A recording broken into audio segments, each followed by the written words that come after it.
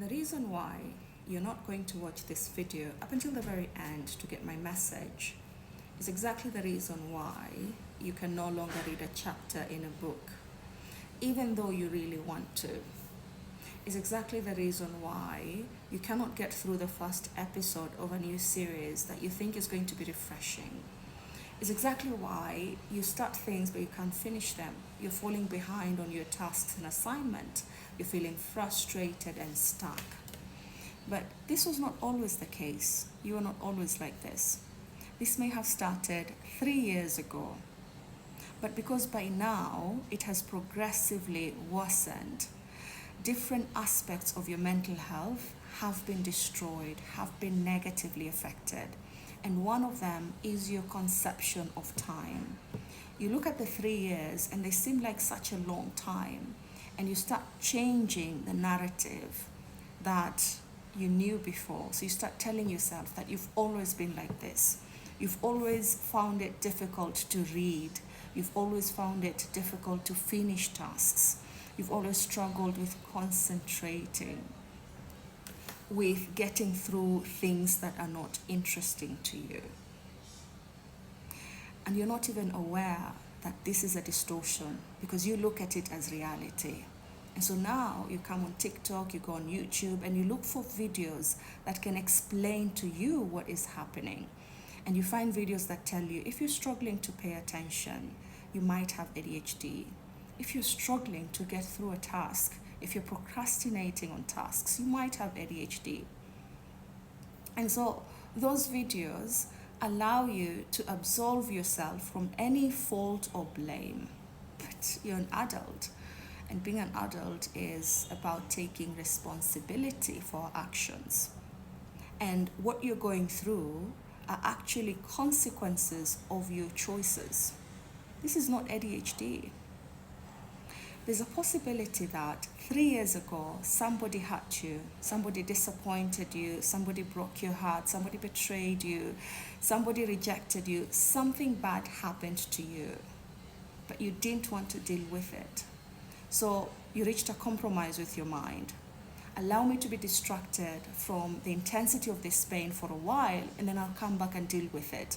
So you may have promised your mind that you need 2 weeks or a month, and your brain marshaled its defense mechanisms, which are usually unconscious, and allowed you not to think about the problem in that period of time. And so when that happened, you started going on TikTok maybe, and you started scrolling, and you're watching videos, and they were allowing you to escape your problems or that particular problem. TikTok videos allowed you to not experience the difficult emotions that came from that problem that you're running away from. And maybe also gave you pleasure, gave you instant gratification. And after the period elapsed, whether it was 2 weeks or 1 month, instead of coming back now to start dealing with the problem, to start coping with the problems actively and consciously, you decided to extend your stay with the defense mechanisms. And the more you went away from the problem, the more the problem started demanding your attention. And so now you needed videos that could instantly gratify you. You no longer had the patience to wait because you cannot stand paying attention to the problem that you don't want to solve, right? And so the videos you're watching, it feeds TikTok information such that the algorithms get reset into what you want. So now you're getting videos that can make you happy or excited or gratified in less than 10 seconds. And now over time, over those 3 years, TikTok or whatever platform you're watching is conditioning you to pay less and less attention.